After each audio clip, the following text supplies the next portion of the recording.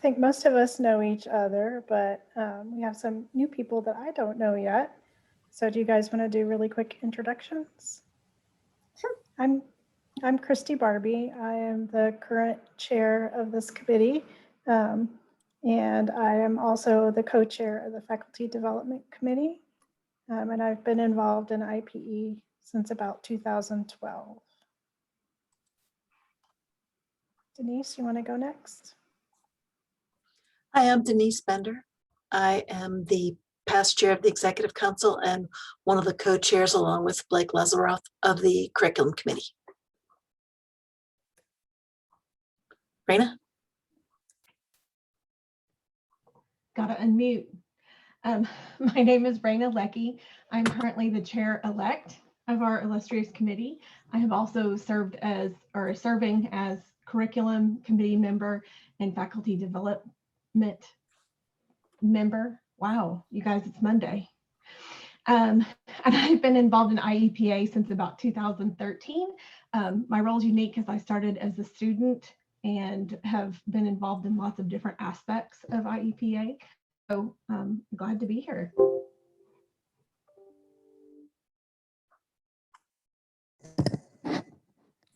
So I'll go ahead and jump in. Vince Dennis, College of Pharmacy, faculty member, current co-chair of the research subcommittee, along with Melissa Kraft, who I don't think is going to be able to be here today. She did let me know that she had a personal matter that she had to attend to. And I've been involved, like many of my colleagues around the screen here, sort of since the initiation of our activities around 2013 or so. Happy to continue to be involved.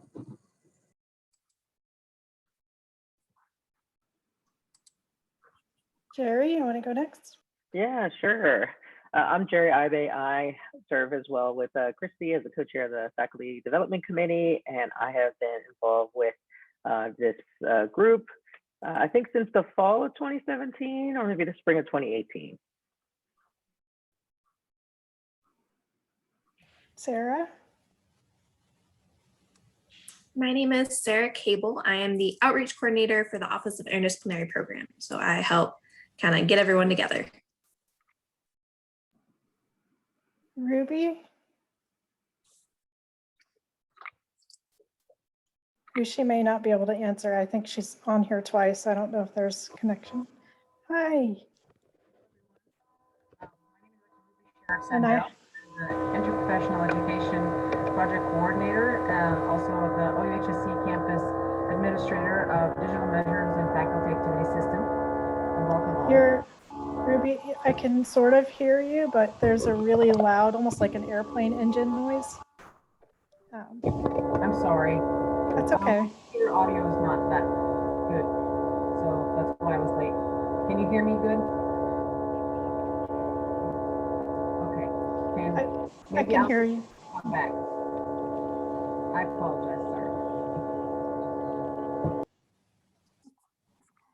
I love technology when it works. Yes. Yes. All right, Margaret, you want to go? I'm Margaret Robinson. I'm the Associate Director for the Office of Interdisciplinary Programs. Dr. Sheriff Sindel Ruby, Dr. Ruby is our IPE Project Coordinator, and she is also co-chair of the Student Faculty Committee. And then I think we have a couple guests on the line. Yes, Addison Davis, would you like to introduce yourself? Yes, hi, can you guys hear me? Yes. Yes, okay, perfect. I have my AirPods in, so sometimes they work and sometimes they don't. But I'm Addison Davis. I am actually the Unity Clinic Operations Chair-elect, so I will be taking over as we transition into this next coming year and semester. So I am just super excited to be on the call today, and I wanted to pop on and hear what you guys had going on and just answer any questions that I had for you about Unity Clinic on the ground operations. So, well, welcome. Teresa Murphy. Hi, I'm actually faculty with the College of Nursing, and I've had some involvement with the Unity Clinic and our IPE COVID vaccine clinics. And so I'm just kind of listening in to see what's going on. Thanks. Well, welcome. I'm glad we have some new people here, some new people here today. We can really quick just go through the agenda and make sure that there are, if there are any changes, that we address them. So today is an open meeting for anyone to attend. We'll have our student faculty committee update. I'm going to wait on that until, well, actually Denise is here, so we'll be good. No, we won't. We need Ruby or Lynn. Then we'll have our research committee update, our faculty development committee update, our curriculum committee update, and then Margaret will give us an update about the Office of Interdisciplinary Programs. Does anyone have any new business you would like to add at this time?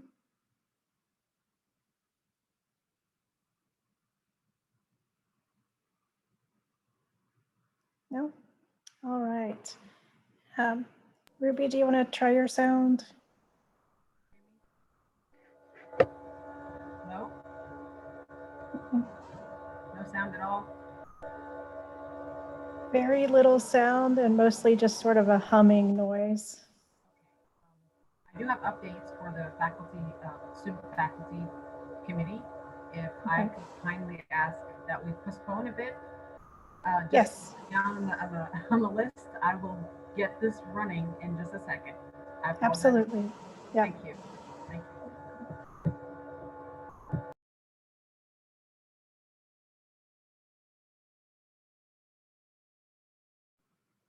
So why don't we go ahead and jump ahead to research committee? Vince Dennis. Yeah, so updates since the last time we met, I believe on the agenda, JTOG update at a minimum.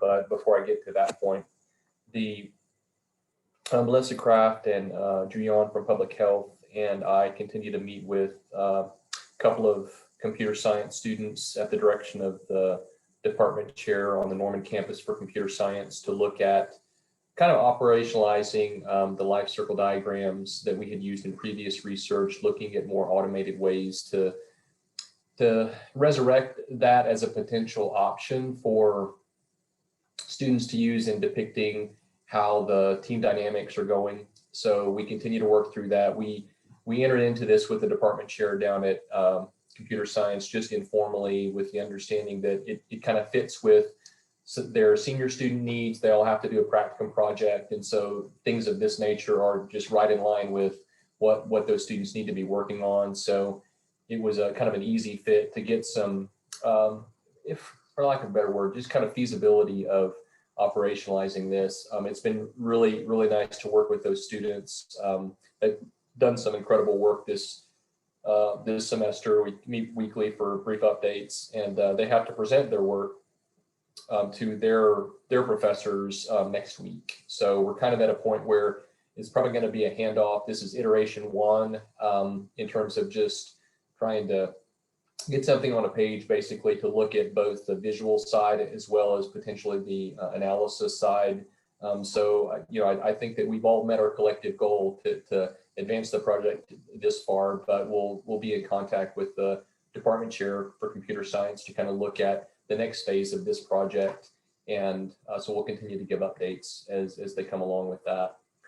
The other thing, of course, that we're excited about is the Jefferson Team Observation Guide. And this is a project that Angela Herndon with the Office of Interdisciplinary Programs has been shepherding along to try to get an agreement with the Jefferson group to utilize this tool in our interprofessional education and practice areas, broadly as one component of program evaluation, but also just to give to give feedback on a more direct measurement, if you will, of how our students are doing in their teamwork, rather than just how they feel about it, rather their attitudes and perceptions. So this is a tool that can be used from multiple perspectives, including the patient perspective.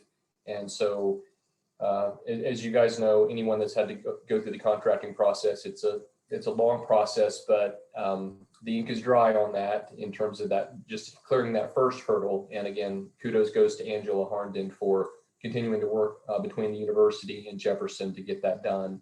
So we had a meeting, I think it was last week, with the Jefferson research group, and talked just to gain more information at this point now that contractually we can utilize the instrument for our purposes. And we asked a lot of questions, had good discussion, and they sent some follow-up information to us. I mean, the nature of the questions we have to kind of deal with now include, everything from how do you train students and faculty effectively to use the instrument, what kind of analysis are they doing? And I know that they have an interest in because they've evaluated this tool extensively within Jefferson, but they have interest in seeing how it performs outside for generalizability. So, we'll be looking at how to make that happen over time. So I think at this point, the real work starts with defining how and when and where we will, choose to initially deploy this and start to gain some information from it. So that's an exciting development, again, and credit to Margaret and Angela for shepherding that along. I've been able to just follow along with the discussions and provide input as needed, as has Melissa Kraft. So we'll get more updates with that and be looking more at how to deploy it thoughtfully and what research questions we want to answer with that. So that's an exciting development. I think it's going to be a tool that will provide us potentially some additional, again, not the be all end all, but one more prong on the program evaluation and assessment data that we can gain from our interprofessional education and practice initiatives. I think those are probably the main things that we have dealt with recently and updates since last we met. If anyone has any questions, happy to respond to those now, or we can save that. Dr. Dennis, will you be filing an IRB with this study with JTOG?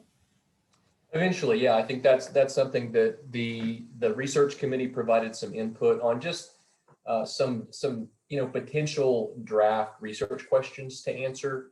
And but I think what those discussions revealed is, we need to refine those, and we also needed to gain some more information and insight from the Jefferson research group in terms of how they have used it, deployed it, analyzed it, because admittedly, some of those details really they weren't willing to go into until the contract was signed. So at this point, I think we have more information and can go forward with that, but it will absolutely include IRB and research related things at some point. Hopefully, I know we're all interested to do that sooner as opposed to later. So yeah, that will be coming. As I listen to you, to me, what I hear from my NIPEC interprofessional group are people don't know how to get started in the research part. A lot of people have gotten to the point where they know how to put on an activity that's IPE, but they don't know where to go from there. I wonder if there might be a journal that's interested in a process manuscript, just everything you've gone through to get to this point. Because the research will be great, but there'll still be that gap of how did they know to do that? What were their steps to get there? I think it's a great point, Denise, and I think we also have others in our group now that could help with that. I mean, I know from a implementation science perspective, of course, I'm glad Blake was able to join this conversation. I totally agree. I think that everyone is interested in the new shiny tool, the new instrument, but beyond that, what questions need to be answered, what questions have been answered, and how do you look at an overall assessment program, realizing that no one instrument is going to give you all of the data that you want about your learners and your programs. So I agree with you, Denise. I think that just marching through, if anything, the presentation that Dale, Melissa, Angela, Margaret, and I recorded, that I guess will be part of what we did for Friday, really kind of unpacked what we've done from a research question perspective and what instruments we've used over time, even since 2013. We kind of took the opportunity to kind of paint that picture from 2013 to now. And what it reveals is, we learned limitations at every turn of what we did and what it didn't work, and that's just kind of the way it is. I mean, that's expected. But I think that you're right, that looking at sort of a point A to B to C, there's probably a lot of value in that. And I agree with you. I think that it is lacking. People don't necessarily know where to go, or they jump off and they learn the hard way, like we do. So.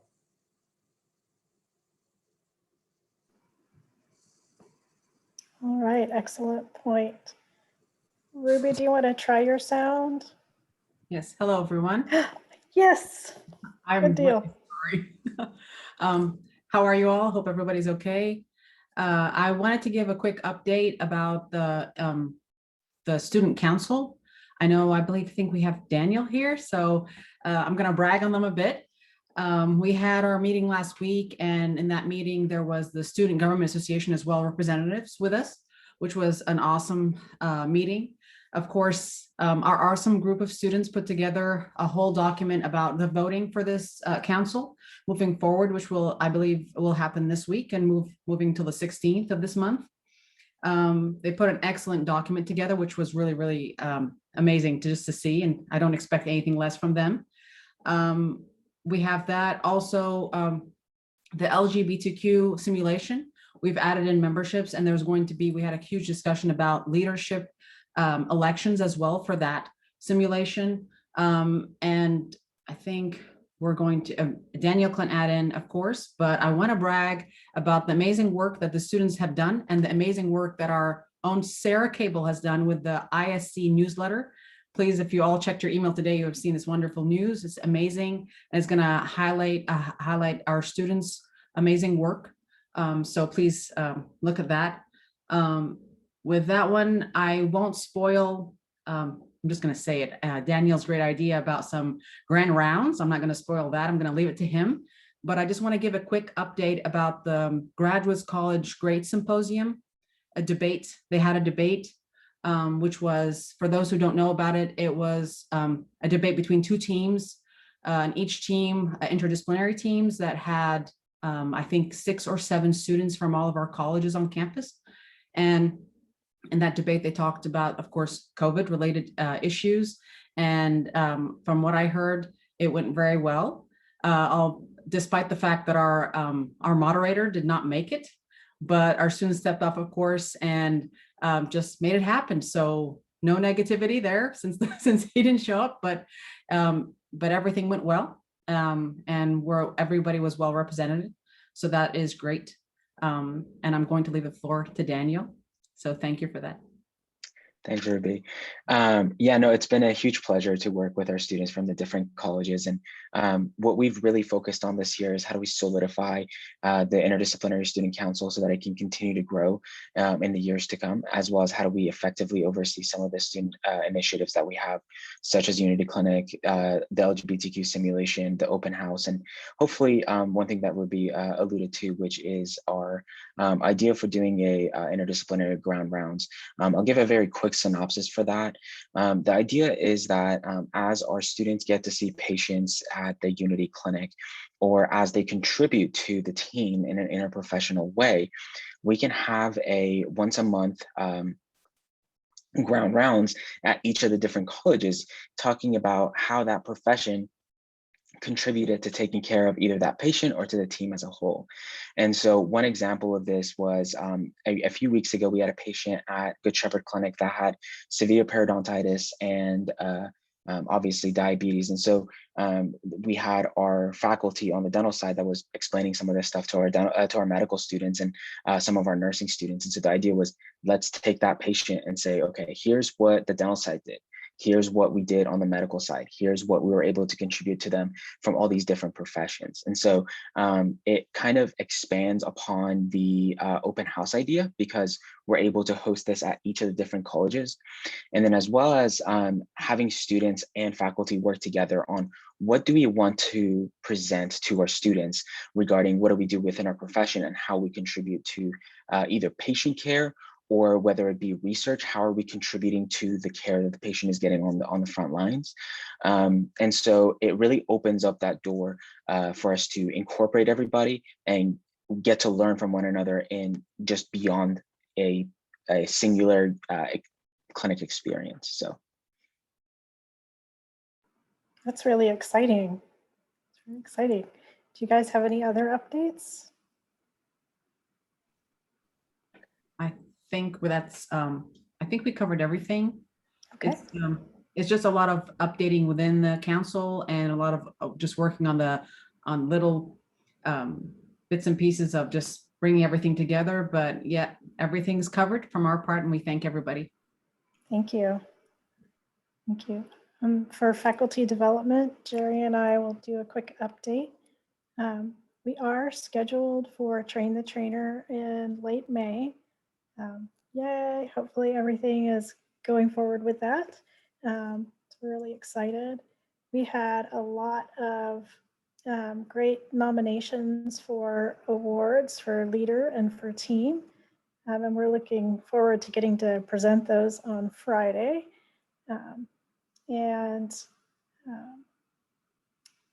Jerry, do you have anything else? Yeah, a couple of other things is obviously we have the symposium on Friday, and it looks like the schedule's getting finalized for all the presentations and the posters. And then we're also reviewing nominations for the Executive Council positions. And then we have the last session of the Interprofessional Mindfulness Series on the 23rd.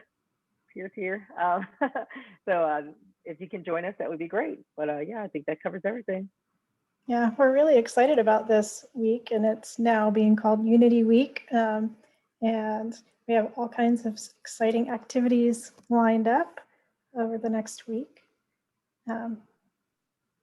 Denise, do you want to do the curriculum committee, or Blake? Well, I see Blake's here, so we can team it. We have just reached out to Sarah to say that we want to pull our committee together to hear a summary report of everybody's project. This past year, with Margaret's guidance, we hit the new plan of sending everyone out to accomplish their thing and then bring it all back together, rather than having meetings where we all talked about all things at all times. So that's our next plan. And one of the things we need to discuss, and then I'll turn it over to Blake, is, so what do we think about these 2 virtual all professions days that we had? There's some really good things, such as a lot of money saved and a lot of logistics knocked away so that people from Tulsa could participate, people from Norman could participate. But on the other side, there were some things that we really enjoyed, like the escape room, that were a little awkward and may not have had the impact that we want. So that is our plans for right now. Blake, anything you want to add to that? And Blake is going to be our representative to the Train the Trainer team.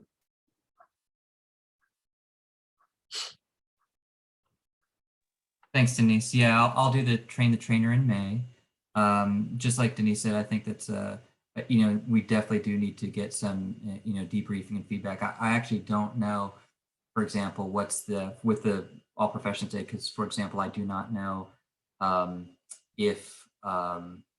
to what extent people on the other campuses were participating. I, of course, was there, but I don't know if by using a virtual platform that dramatically changed our numbers from Tulsa, because that's something I consistently am trying to encourage, is more faculty from Tulsa to participate. Second thing that I just want to very briefly bring up is, as many of you know, we have a Summer Institute, which is a week-long intensive that kicks off at the beginning of every academic year. And it's a transdisciplinary, it's intended to be an interdisciplinary or transdisciplinary event in which we grapple with a lot of the different we basically grapple with topics like social determinants of health and so forth. And we try to do it in an interdisciplinary context. We just kicked off putting together the plan for this year.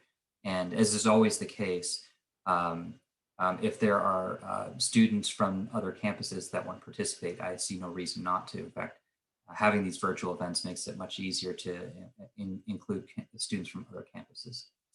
So I'm happy to talk with you all more about that if you like. And then lastly, because Unity Clinic demonstrated that we have great opportunities to develop more curriculum around telemedicine, and it just so happens to dovetail with an expectation coming out of the clinical curriculum subcommittee as well as the medical education committee, there seems to be a lot of synergy. People want to see telemedicine being taught, not only to make sure that, in those clinic environments our students are cable ready to go, but also to foster a lot of these other sort of bigger topics like social determinants of health, transdisciplinary care, team-based oriented care, and so forth.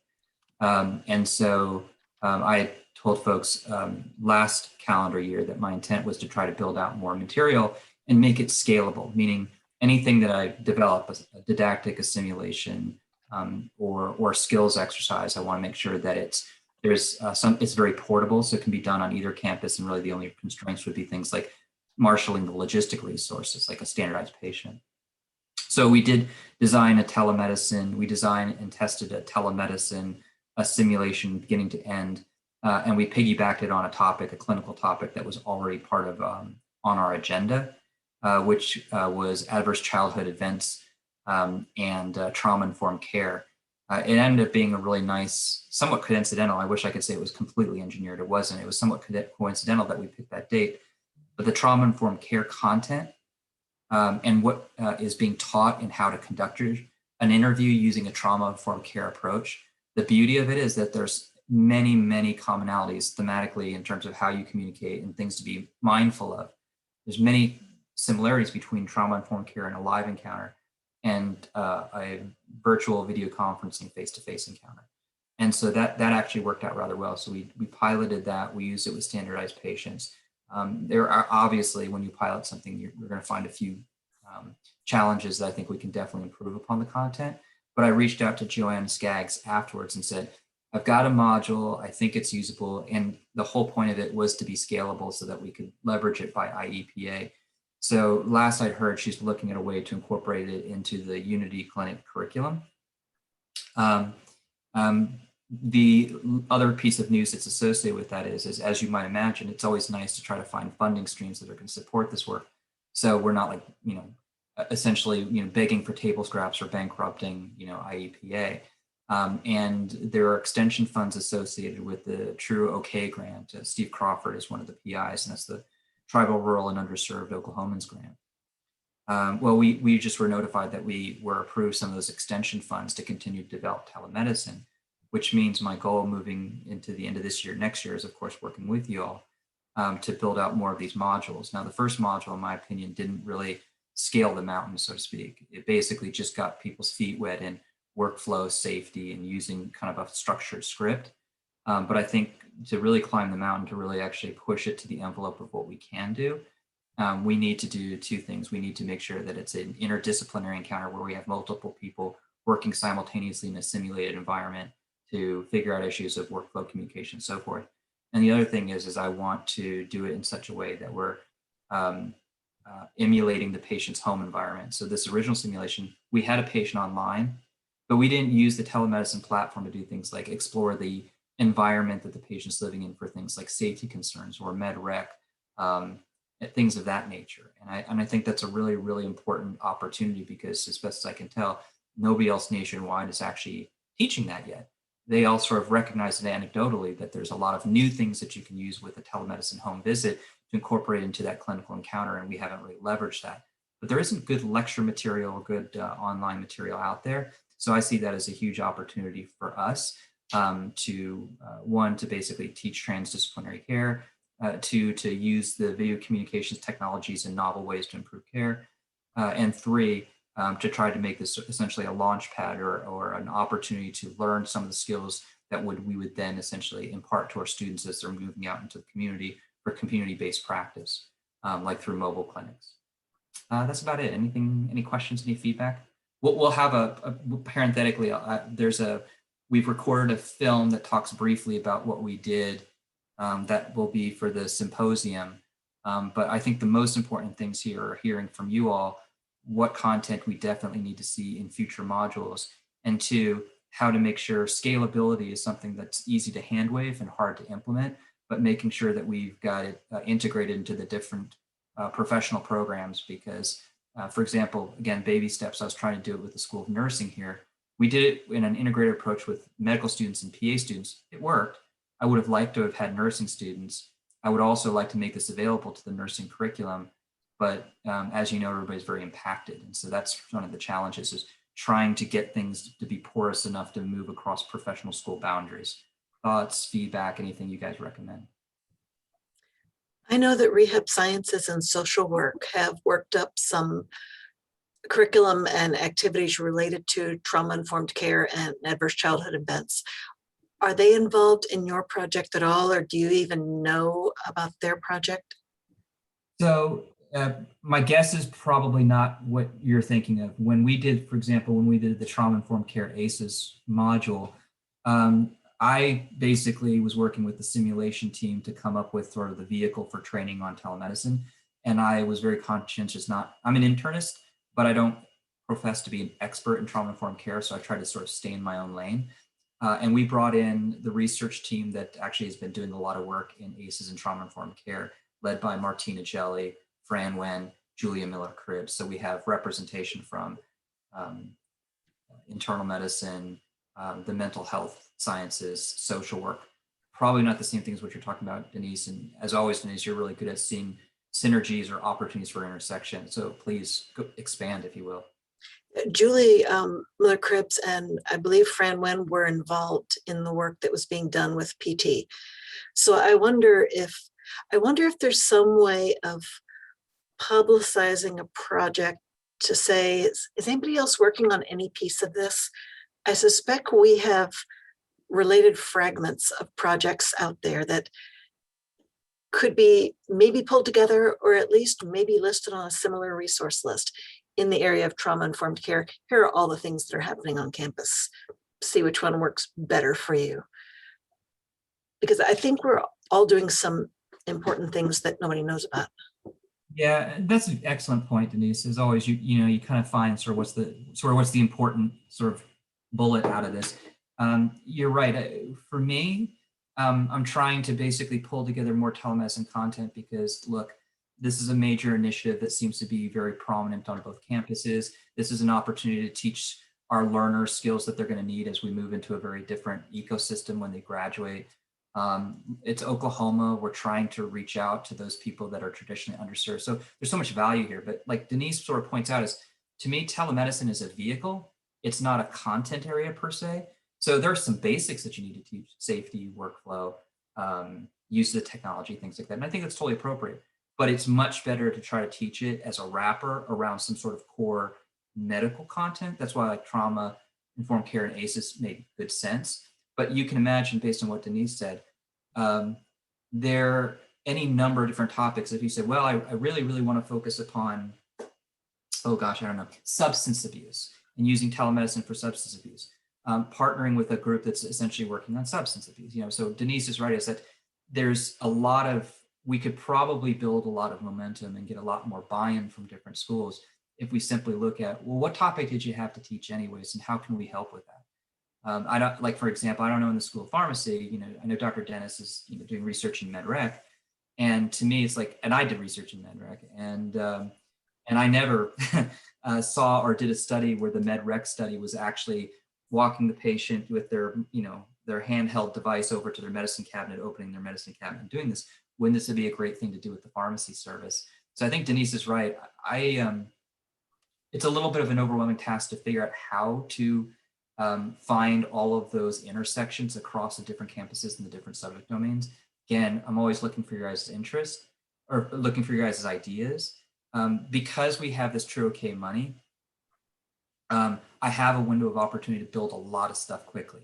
Meaning we could have a whole suite of on-the-shelf products ready and available to deploy either in a standardized curriculum or the different professional programs. I think Denise has got a good point though, which is the more that we can make sure that we're checking a few boxes for different groups, far better. And of course, you always want to build, collaborative relationships with other, colleagues. So hint, hint, Dr. Dennis, like doing a simulation where I'm co-authoring it with Dr. Dennis and thinking about how would this work, not only for like student academy, but also how would this work for, part of a curriculum that the pharmacists get in bedside care. I'm just spitballing, but you get the idea. I like your use of the word wrapper. That is sort of what I was thinking. If there are some principles of telemedicine and there's people who are violating them every day, and there's some things patients have to be told, and there's a safety issue, there's some core content. I see that as almost an umbrella that's developed, and then each of the smaller packaged modules, which are maybe done by individual professions or multiple professions working together, so that you can look at the whole thing and think, I have to teach my students something about telemedicine. Okay, these 3 apply to us, these 2 don't apply to us, or none of them apply to us. I'm going to start at the umbrella. I'm going to teach them the concept of telemedicine. We're not going to go any further because it just isn't the reality of our practice, even though it's allowed. So that was what I was sort of thinking, is people who are working on bits and pieces, it might be nice to just bring them in and put them on the umbrella. Are you the central umbrella, the one who's talking about the about, or are you the individual spokes where people can choose to be a part of your spoke or not? You know, one possibility, and here again, now here's just me kind of just riffing extemporaneously, but one thought, Denise, is like you said, yeah, wrapper, that's a perfect, right.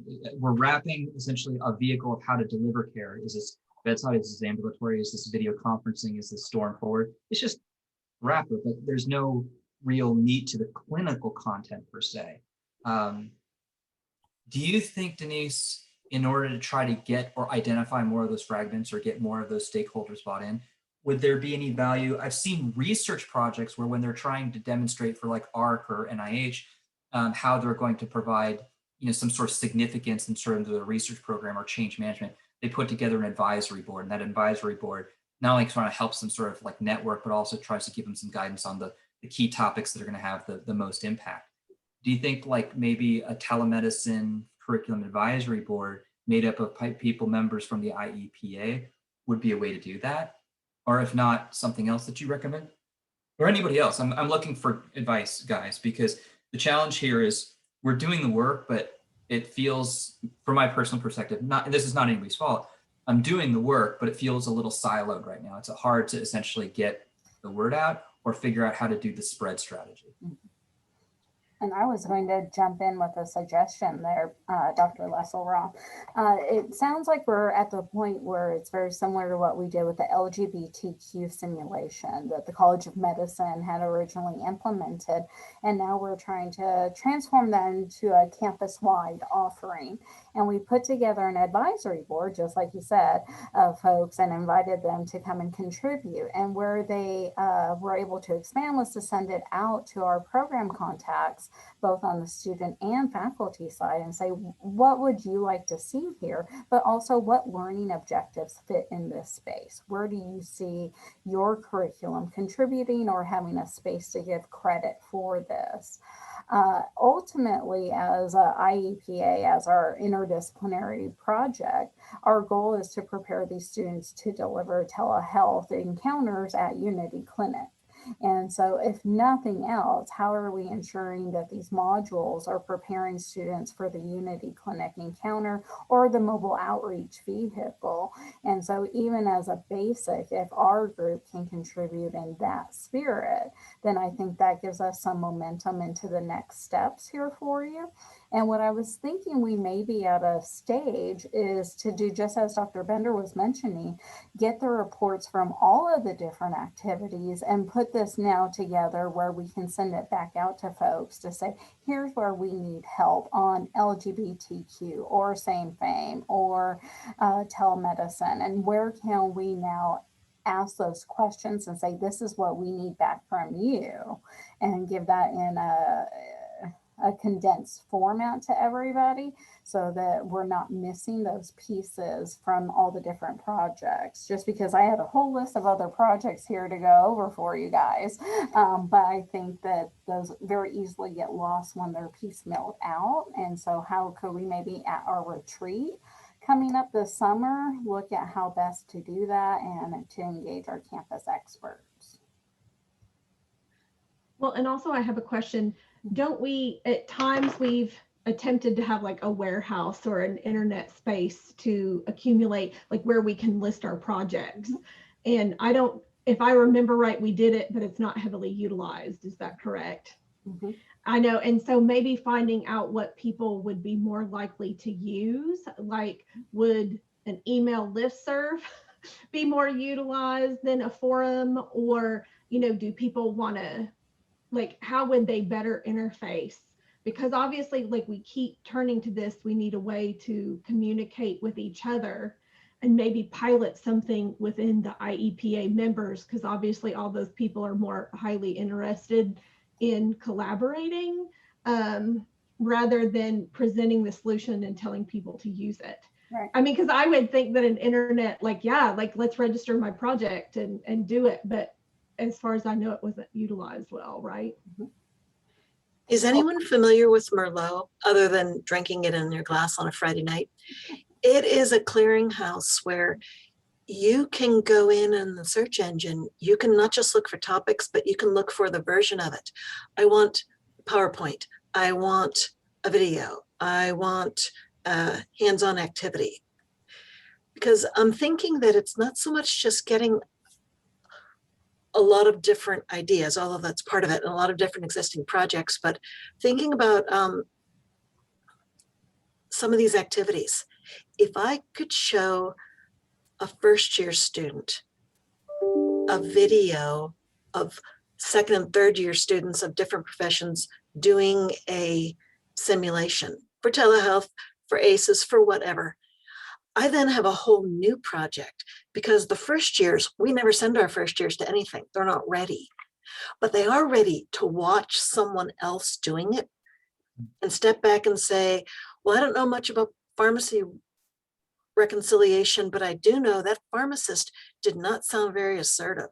They didn't sound as if they knew exactly the differences in those drugs. And I don't know why that nurse took the vital signs and then didn't tell anybody about them. They're able to do that. I think we've got more projects that people would like. And I could bring together the pharmacy and the rehab students to both look at the same video and say, without really knowing what those other professions, you know what the family's probably thinking when they're watching because you're a family member. What do you see that was good? What do you see that was not good? And we can capture IPE in that crucial first year that nobody's able to do right now without a whole lot of extra work. So I really like Dr. Lazaroff. He is my big picture kind of guy. He goes there. But I was down at the basement saying, okay, here's a very small sort of thing. But I do think that this summer's retreat, we should look at what we have and what we could get and what we could do with what we already have. And then put it out to people. Do you need to cover some of these content? Here's what we have in the categories. That's great. That's great. Can I ask, when I reached out to Joanna Skaggs and she says that there should be a pretty standardized curriculum moving forward for Unity. Can you guys just remind me, is this now going to be something, now that Unity is transforming and the mobile experience is transforming, are the different professional schools say, here's sort of your insertion point in the curriculum? Just so I kind of know, like, where you know that your students are going to be exposed to this content, how much sort of learning hours they get, or stuff like that. Just what are we working with now? So answering that just a little bit more broadly, it's a little difficult to answer that because each college and even each class has their own different approach to it. Within College of Medicine, we have a few different pathways. One, with Dr. Skaggs, we're creating a selective right now centered around Unity Clinic. Subsequently, we'll be working with family medicine to create a clerkship around interdisciplinary education within the family medicine building. That's another element that's working. So the idea is to get all the different students through it. And then, as you know, getting volunteers, that's the third way that we incorporate our medical students. Within College of Pharmacy, and I know Dr. Dennis has been doing a lot of work on that front, but right now, the students from College of Pharmacy are assigned to the Unity Clinic in order to get credit. Similar to some of the nursing students, others are volunteer-based. And so the goal long-term in my mind, from someone who's very naive with regards to how long curriculum takes, I would say probably 3 years. The goal is to have all the different colleges incorporate this within their curriculum. So we have a set number of students that are available, a set number of faculty that are available to supervise that, and then making that as standardized as possible. And last point on this topic, it is going to be very, it's not going to be equal on all fronts, but the goal is to be equitable, simply because we have within College of Medicine, for example, 650 students here on our health sciences campus, whereas, for example, pharmacy, we have 60 students per class, so around 200, 250 students that are available within College of Pharmacy. So in order to, as an example, just there, being able to pair up and making sure that everybody's getting to experience this is not going to be more or less the same, but we want to provide as much opportunity to everybody on our campus as possible. And I know we're already doing that with nutritional sciences, the same thing with physical therapy. And so that's kind of the vision in the next 2 to 3 years. Okay, that's helpful. So I suspect what Dr. Skaggs was thinking was trying to use these modules during like the selective time, for example, which is great. I think the biggest challenge, which I don't think is insurmountable, is making sure that the sim centers essentially have their SPs lined up and ready to go. Because I think that's always sort of a resource thing. But I know that in working with folks in the both sim centers, I don't foresee that that's going to be an insurmountable problem. But if there's lots of electives, that's when things might get a little dicey, because the use of standardized patients, I think, is a rate limiting step in terms of how many times you can offer per year, how many. Another possibility, guys, though, just so you know, is the health system. So I'm taking over. I'm the new co-director of health system science and practice on the campus in Tulsa. And that includes the student academy that happens one Friday of the month. That might be an opportunity. I'm going to just throw it out there, is that might be a time.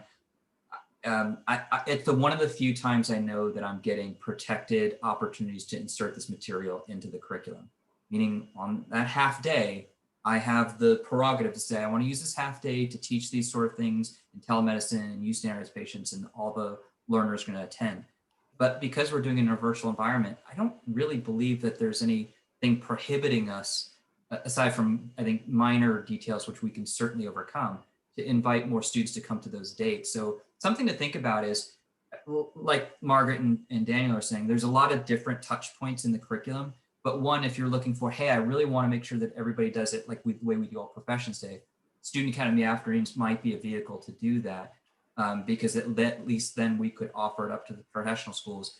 We have the schedule, we have it, we know it pretty far in advance. We can accommodate additional learners. This would be a great opportunity to kind of tick that box for interdisciplinary care, telemedicine.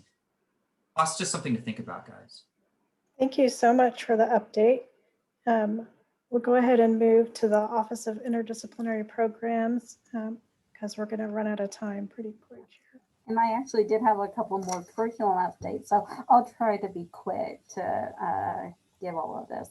LGBTQ, well, there's a whole list of simulation updates. LGBTQ, the pilot sim, they are going to start training their standardized patients, the community members acting as standardized patients. That training should occur in the next 2 weeks, and then launching the pilot simulation in late April, early May. Same thing, the self-advocate as medical educator and family advocate as medical educator that looks at intellectual and developmental disabilities. That training should occur in June and July as a pilot for scalability. And with both the LGBTQ and Same Fame, we will be offering those every 2 weeks in the next academic year. And Dr. Skaggs has built that into the selective curriculum. So all of the fourth year students in College of Medicine that go through the selective, along with the College of Pharmacy, social work, and nursing, they're participating in that, will have opportunities to do that. And then of course that will be open campus wide for other programs that wish to participate. Breaking Bad News was one of our grants that was awarded this year on how to do a palliative care communication with a patient or family. And that simulation has been piloted. I believe they're doing something crazy like 86 teams this academic year, and then looking to offer that every 2 weeks in the next academic year as well. The College of Nursing also did their leadership simulation again this year, focus on the COVID response, and they are hoping to scale that up to offer it routinely next academic year as well. And then the last update is College of Nursing did a joint mental health simulation along with a couple allied health programs and College of School of Social Work, and looking to scale that up for next year on how to do a basic suicidal ideation assessment with a client. Then the other updates I had, clinic, we will be hosting our faculty meeting, our monthly faculty meeting with our faculty participants at Unity Clinic. That is scheduled for this week over Zoom. And then we will be discussing how to transition into next year. So as we're approaching the end of this semester, what work we'll be doing to launch programming again in the fall. And then the last update is on the mobile outreach vehicle that will also tie into Unity Clinic. We have placed the order for that and will begin build out. That policy committee is still working on the instructions on how to utilize that vehicle, and hopefully we'll have that out soon. My updates for the office then, I have activity, insight, vaccine clinics, and our student leader award. With Activity Insight, that's where Dr. Ruby has been doing such great work, and we will be launching hopefully this week into phase 2 of that project.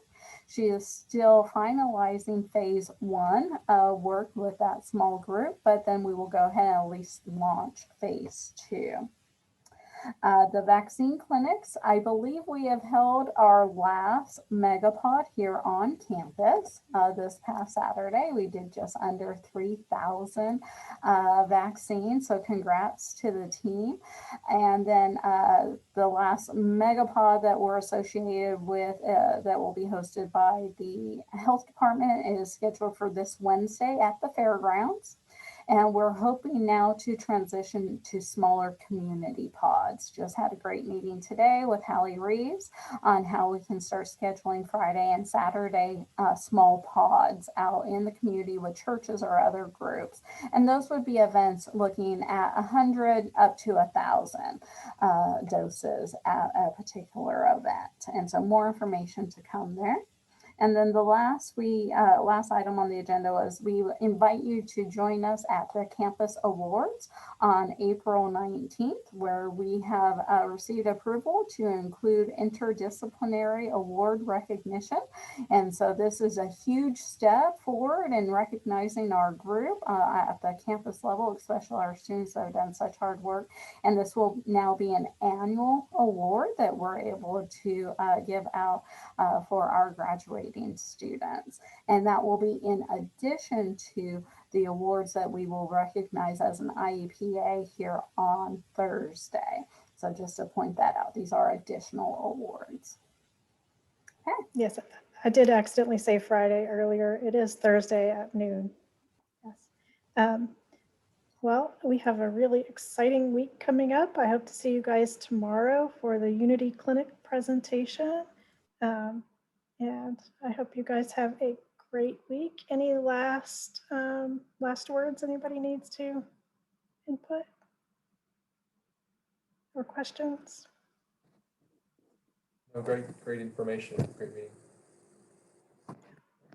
All right. Well, you guys have a wonderful week. Thank you. You too.